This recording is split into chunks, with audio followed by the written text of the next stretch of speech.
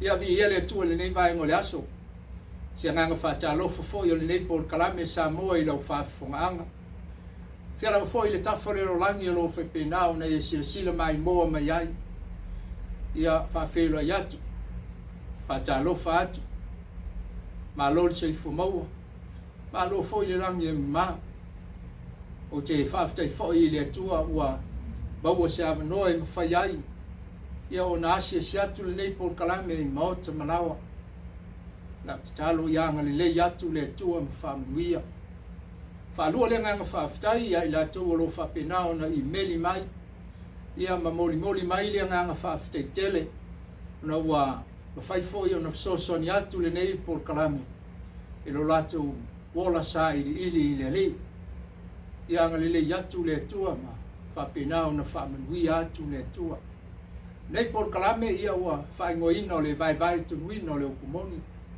ta la Paulo ia Timoteo no natali I fa mai lo watali e aveo e male fia ia le tua fa nga venga le se me mai na te Vaevae Tonuina ia le Moni ta sia le wala fa fia ile fina ngalo le tua le tangata Vaevae ino wasao matonu ona ia Vaevae ina le upo le tua o le fisili aisia a wafo ye o lo fa lango lango tangata fa longo ai mai so I lato o e lo lato fa fonga a nga lulue I lato I le Vaevae ino le upo le tua a wa asao matonu ona Vaevae le fionga pa ia le tua e tali tonu lo loto le ato tele I lato o le a filiwa ino lato soifua mai le o langa tuai I le o langa fou I le ali Mea whawhaingo fia ia I lato na whaia lato whainga whiwhilinga.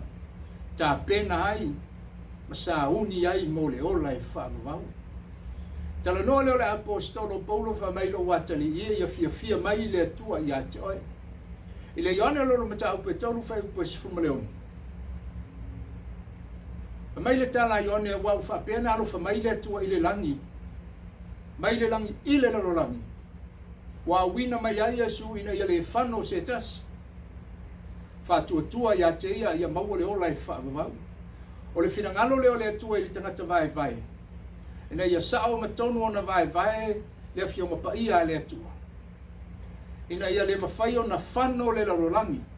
Tanuai o le larolangi le whaalongolongo ma whaafonga. I le ao a wino le upua le atua. Le ala le nga leina tala noa le apostolo Paulo I lo natali ia sao matonu o na Vaevae. Taluai o le whinangalo o le atua. Ia o uma Samoa I le ola e whaavavau. Ai maise o I lato lo lato Vaevae ina le upua le atua. Ia sao matonu. Ina ia whawhaingo fia ia I lato lo whaia lato whainga whiwhilinga. Ona ta pena ina ma whisuia ina o lato soifuanga I le ali. Taluai la le apostolo o Paulo lena ia tala noa ia Timoteo. Taluai la o Timoteo o lona tina o le iutaia o lona tama o le nuese. O te tali tonu o le awala le na laina apa le apostolo ia Timoteo. Awafa yo Timoteo e malama le lei. I le Vaevae ino le taimi o le whenga inga tuai. Awa o lona tina o le iutaia. Vaevae mai le whenga inga fau. Awa o lona tama o le nuese. I le ngata I lea me tua malama le lei Timoteo. I le taimi o le tu la fono. Mo le nuu o le atua o Israelu. Ai maise o le ata o le alofa tu noa. Mo tangata nuese. Le alafa mai Paulo ia vea oi ma le fia iai. Le fina ngalo le atua. Ina wai lo na Vaevae. Le afionga pa ia le atua. Vaevae le Moni. Tonu marisao. Ina ia vi ia le atua. O le por kalame la ine ne yasu. O le aso e tapua iai nu ese. Tanuai o le awa mautu le aso e tapua iai le nu o le atua. Al por kalame na ine yasu. O le ala le aso e tapua iai nu ese.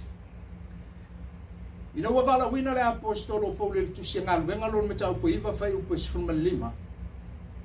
Whetalai Iesu ia anania na tula ia ilunga na whae e o lima ia saulo. Awa o ia o le ipu au filifilia. E momoli lo uingoa inu ese. O le alawa tō fia le apostolo Paulo.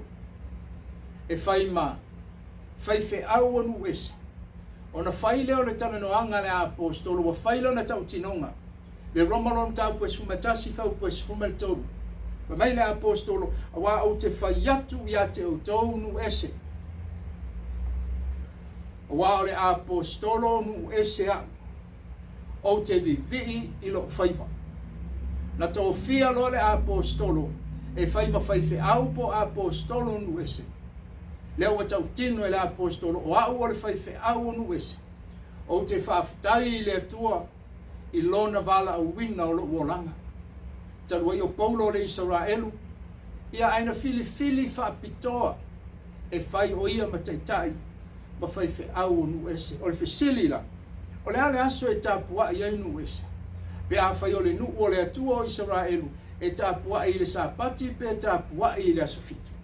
Mo mor konitum tāpua si fumele ono whai upo e lua. Whai maila upo le apostolo. O le aso mua o lea vai sāpati, ma lea vai sāpati. I autou taitasi ma whaaputu ai ni mea wa autou maua. E ave ai loutou alofa, i nisi o e kalesia. O tala noa le apostolo, whamai o lea vai sāpati, ma lea vai sāpati o lonu winga. E le tasi le vai sāpati pe, e le tasi le aso mua. Lonu winga, o lea aso mua, ma lea aso mua lonu winga. O aso mua malava. E whai ai lotu o tangata nu ese. Whai mai le apostolo, i autou whaaputu ai, ia ni mea o autou maua. E ave ai loutou alofa, pe tau te angari lei ai, i tangata o isi e kalesia. Ai le ngata ilea i le ngā luenga lor mita upe luas fulu whai upe fitu. Pa mai le tala le apostolo, o le urua i aso o le vai sāpati, ia o tofi ai, ia le areto. Lono winga le aso le ua mavae ia le sāpati, lono winga ua mavae le aso tōna ipo ua mavae le aso fitu. Ua o i le aso mua. Fai mai le apostolo, o le aso lea, mua o le vai aso. Ia o tofi ai le areto o lono winga. O le aso lea mautinoa, o le aso le tapua ai, ia tangata nu ese i le atua. E le ngata, fai mai o lea vai sāpati, ma lea vai sāpati. Tau te whaaputu ai nuinga, o le aso le au ai la fonga. A tangata nu ese. A leo te talanoa le apostolo. Fai mai o le ua i aso le vai sāpati. O le aso mua. Tau te tofi ai le areto. Talu ai la o iu taia ele taritonu ia Yesu. Na rātou te ena Yesu. Iana nom tau po moes fumetasi whamei wa maliu mai o ia i lona lava nu. Ai te ena o ia i ona lava tangata. O lea lai tala noa le apostolo. O lea tala noa i tangata nu ese. Talu ai o iu taia ele taritonu ia Yesu. O iu taia foi. Ele ai ni ala tau whamenantunga i whaia. Le lai whamatala i le apostolo i whamai o le aso mua, ma le aso mua. I le teimi ele i wala uina le apostolo o Paulo, e whai ma whai whiau o nu ese. O tangata sa tofu a tangata nu ese, ma mea sa tapua i ai. Se i vanga nā ai le nuu o le atua. Na tuu i ai whapitoa e le atua la na tuu la whono i ta i ai lo na nuu. I le nuu na wholo ina. A le lalolangi i nao na po. Mo tangata nu ese, sa tofu a le tangata ia malana tupua. O nisi sa tapua i povi tulo. E le ngata lea o lalo o la au ola. O maa, o au o le langi. So se mea sa tapua i ai. Ia tangata nu ese i nao na po. Ai le i le teimi na to tofi ai, ia le apostolo Paulo, e whai mawhaife au o nu ese. O lea la tātou te iloa le ata i le pe a whaita wina aso le vai aso. E amata mai le aso sāse i o i le aso tonai. Pe amata mai le Sunday i o i le Saturday o aso uma ia mai ngoa ia. Sa whai ngoa ia tupua whapaupau sa ifo iei tangata i nau na po. O tangata sa ifo i le la Sunday. Le ngata i leo le Monday.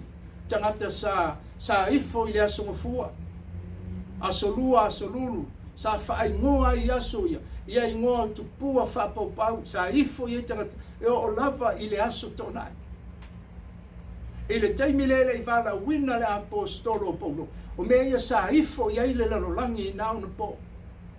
O le ala le ai tanga ifo i le talanoanga le apostolo Paulo. E leo talanoa Paulo i le asosa. Pea talanoa Paulo i le asongafua ma le asolua. Whamei le apostolo o le aso mua ma le aso mua. Aisea, o lai talanoa le apostolo Paulo e wha maunia i a aso le atua. Whamei le tala le tuspa ia. Wa umana whaia le atua le langi ma le rolangi. I le amatanga lo ringo le aso mua. Leo i aso lua, aso tolu, aso wha, aso lima, aso onu, aso fitu. O le wha ingoa ina na o aso le atua. E le ai ni aso sama, ni aso ngafua, ma ni aso lua. Ma ni aso tonai. Le ai o le wha ingoa ina o aso le atua. E amata mai le tasi lua tolu wha lima, ono ma le fitu. Le ala o tala noa le apostolo Paulo, ina wavala a wina o ia e whai mawhaife au onu ese. O le amatanga la leo le tala le lei, na to tofi ai le atua le apostolo Paulo. Saulo le apostolo a mataloa, o no whatu langa le ka le sia i Antioka. Boli maua le tuspaia o na ta ua leo le ua i ka le sia i nao na po, e o tali tonu i le maliu o Yesu. Pa mai o ta ua le au soo i nao na po o kerisiano, o e o wha kerisiano ina e o lato o langa i le li, o tali tonu i le maliu, o tali tonu i le tahu langa tō ngiola, na sau nia i Yesu i le satou. O le aso la e tāpua iai anu ese, e le o le aso sapati, a e tāpua i ia tangata nu ese, i le aso mua, o le aso le oa, a saine le atua, tala noa iai le apostolo Paulo, e tāpua iai nu ese, i le atua. Le tua tala noa le apostolo Paulo, fa mai lo watali ia a vea oi malefia fia iai le atua. O le whainga wenga i le aise me mai nate Vaevae Tonuina ia le upu le atua. O le Vaevae ina la le upu le atua, ele o le poto ma le atamai o le tangata. Ele awa o ina e whaatitau i tali tonunga o lotu. Ai awa o ile me fina ngaluai ia le atua. He meni mo le maua le apostolo, o le whaamatala ino le upo le atua, e whaamatala e lo na nganga pa ia. Ai whaamatala le apostolo, whamai o tele i aluatu ma le poto, o a uina. A le poto le mana o mia, o le poto mai le atua. E le o le ata mai o le tangata, a o le poto mai le atua. A wa o titali tonu a whaia o uina i le ata mai o le tangata, o lono winga. E fuli le o onga i tu langa o mea tau tapua inga. E whaftai le atua o leo o tala noa le apostolo Paulo. E leo le aso sā i le aso tonai. A o le aso mua i le aso fitu. O le Vaevae ina leo le upua le atua o mana whatu langa i le apostolo. Le aso e tapua i ai. Ia tangata nu ese i le atua. E leo le sapati. A le aso whaapitoa lea. E osi tau langa i tangata nu ese. E le ngata i na awa i la fonga. Mo le anga le nisi o lo mina o mia le Sosene. A le aso lea. E whaiai whamana tunga tangata nu ese. Ina wa umana ave le tua le tu la fono. Ya Israelu i le maunga o Sinai. O le mena so o ai o le tale no o le atua i lo na nu e whaatitau i mea ai. O me sana ai ai, o me tanga i le nu o le atua. Le ala watu wina le apostolo le alo fatu noa. Na te awa wina pe na te tala ina inu ese. O na tala noa le o le apostolo Paulo. E whaatitau i mea ai. E le mea ai la mo le nu o le atua o Israelu. A o mea ai mo tangata nu ese. ele ai la se tapula ua talano ai le apostolo Paulo i tangata nuese i mea tanga ma mea Samo i latou famela apostolo Paulo le Roma ta upe suma fafe upe lima fama ia taito tasi malona lava manatu o le taimi le nei le ati soi fuama o wolai o le taimi o le alofa tu noa ele ngata ilea o le taimi o le loto fuati aifo o le taimi e faiai lau filifilinga o le talia ma le te ena famai le apostolo ia taito tasi malona lava manatu o lona winga o lo manatu ele o lo sila fia o lo sila fia foi ia ele o lo manatu lea mena tele nai la apostolo ia taito tasi malona lava manatu o lona winga a tonu i lo manatu le me te tau ona fai vi ia leli ile mo mol kon nitom tau pes furfa upe luas fuma lima ona tala no le apostolo i mea tau mea ai famai la apostolo o mea uma wa whaatau i le mea whaatau ai mea ai ia outou a ai au le fisili ono le tali le loto 48 o se whaataita inga e alu te whaatau le maketi po se whale o loa so se mea te alu le mea lai whaatau ai mea ai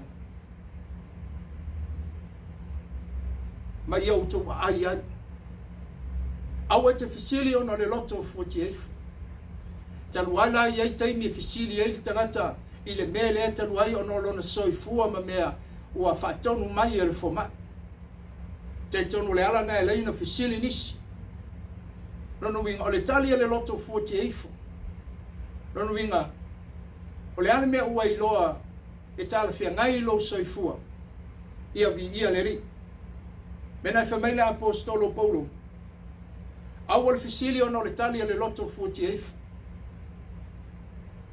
le ala mea ua tonu i lo finangalo ia vi ia le ri i le whai upe luas fumaleiva whamai la apostolo ai se ae whaamasino ina ai lo sa o lo tonga i le mea ua uma ona o whaafitai iai e la le te mea sa weli tangata whai mai ia te oe aua e te ai le melea aua e te ai le melea o le mea na e whaatulanga ina e tangata Israelu pa o le nuu o le atua ua uma na tapulaa mea la tau te tau mawhaina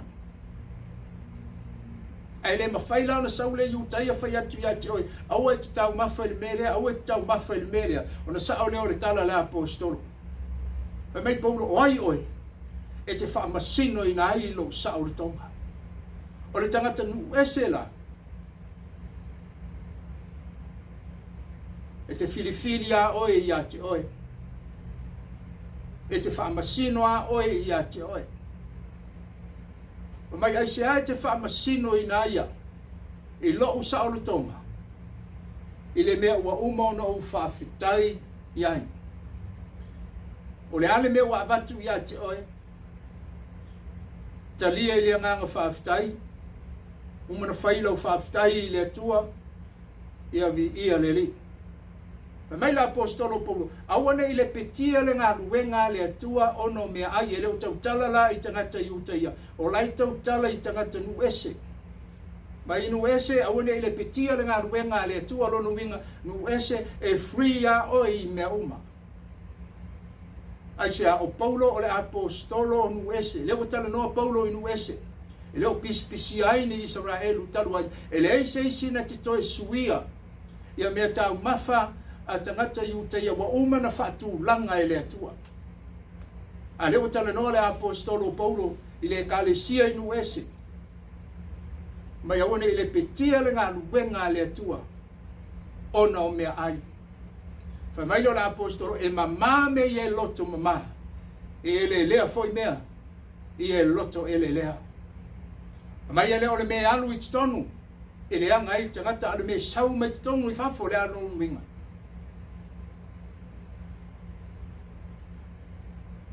So se mea tuu i tonu e le leanga. A so se mea sau mai tonu i fafo o le mea le nā o leanga we si la fia. O le alo no winga. Pa mai e sau mai tonu i le loto o mana tungatunga leanga ma mana onga leanga o le loto.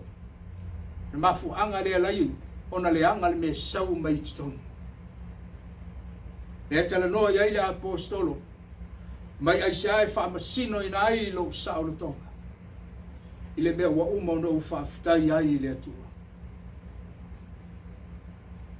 Mai le mau la apostolo.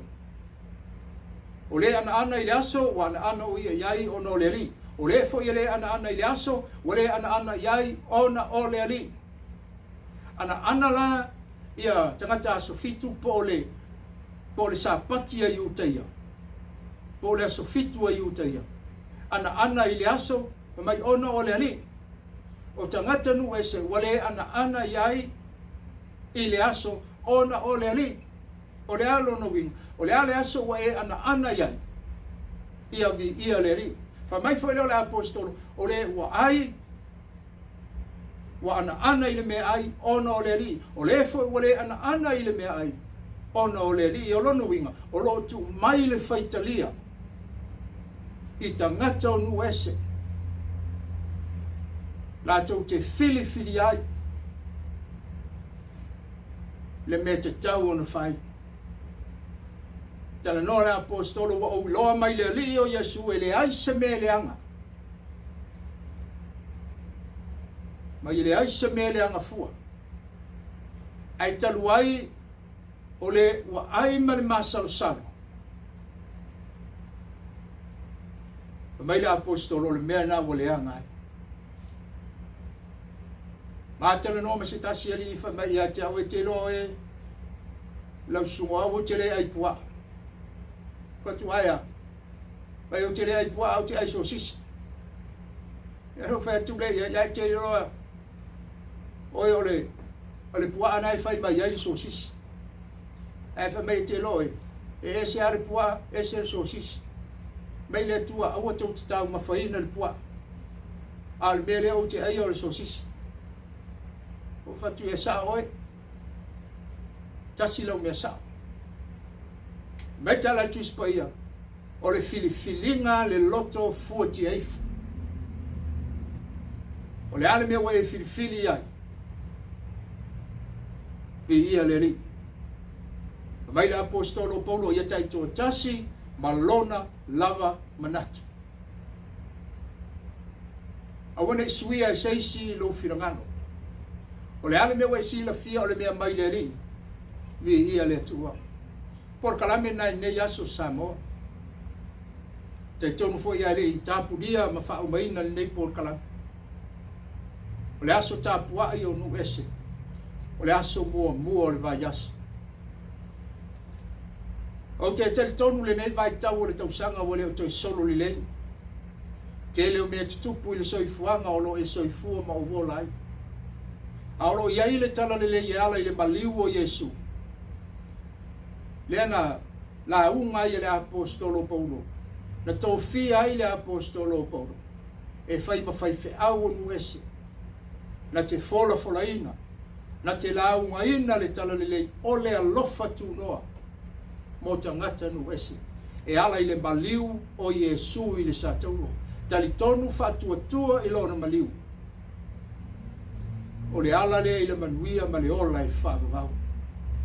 Fetalai Yesu ni anu metau pe sumai whaafai upo yono mai o au nei le ala upo Moni ma le ola. Le ai seisi alu watu i le tama. Pe a le ui atu i a te ia. E le o le lotu o le awala i le ola i whaavavau. Le ai o Yesu o le ala i le ola i whaavavau. Te tonu e pisi le nei vai tau o le tausanga. Tiu te mawhaiva masani. A tonu ua fatua tua na ia i foi ana fai sau fai ngā whilwhilinga. Tātou te mana tunatu ai le alofa ma le anga le lei o le ri. E veia le lei taimi e whaalata atu ai le nei por kalani. Ofo atu le suafo Yesu. O ia o le ala ma le manuia i le ola e whauhau. Ia le mtau pomos fumalua i lato uma o entalia o ia mfatua tua i lona suafa. Na ia watu ia i le manuia a vea i latou ma whanau a le tua. E leo le lotu e tau whanau i nai. E leo le tele o mea tātou te whua i tau whanau i nai i tātou. Alo tātou ta lio Yesu. E a vea ai oi maa o maa ta li i o le tua. O le fisili le nei aso. Wai mana oi e ave oi matali I mafafine o le atua. Roma lom tau pe sfulu iwa ma sfulu fa mai afa I tātou te tau tino le li o Yesu. Whaola I nai I tātou. Wale ngoto e tau tino ai o mai ai le ola ma le loto e tau tonu ai. E o mai ai le Hamilton. Ao e mana o mia. Le li o Yesu I lo soifua. Tati talo fatasi ma ule nei o fiafi. Afta Yesu. O au iloa o au o le tagata ang sala. Whamama mai ia o sala.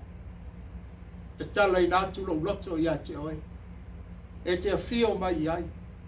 Mai awhio tu mawai. Whaia salo te fōu moa. Whamama mai ia o sala. Whawhitai Yesu. Wa te tala ina. Le langi ma le ola I whamavau moa. Amen. Ia por kalame na Samoa I nei aso. Whamanui atu le tua. Le afo I se whamatalanga wale tau tamali. Ia au se ngana fo I wala vale. Ia se loe lau whafunganga. Ai muli atu le ngang whaftai le nei fiafi. Po le nei fo I vaengo le aso. Ia tu toi whailoa I le nei por kalame o whaingoina. O le Vaevae Tonuina le upu Moni. Loutou soifua ma so wola whatawa. Whamanui atu le tua. Samoa I le nei vaengo le aso. Whaftai ono Yesu. Amen.